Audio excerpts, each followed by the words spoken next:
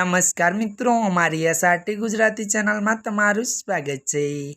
મિત્રો, અત્યારે હાલની સૌથી મોટી અને દુઃખદ ખબર સામે આવી રહી છે। જી મિત્રો, આપને જણાવી દઈએ કે અભિનેતા વિકાસ શેઠનું નિધન। જી મિત્રો, વિગતવાર વાત કરીએ તો ત્યારે મિત્રો ટીવીની દુનિયામાંથી એક મોટા અને ચોંકાવનારા સમાચાર સામે આવ્યા છે।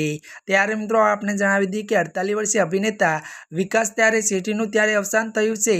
તો મિત્રો વધુ આપને એ પણ જણાવી દઈએ કે તેમના મૃત્યુનું કારણ હાર્ટ એટેક સામે આવ્યું છે।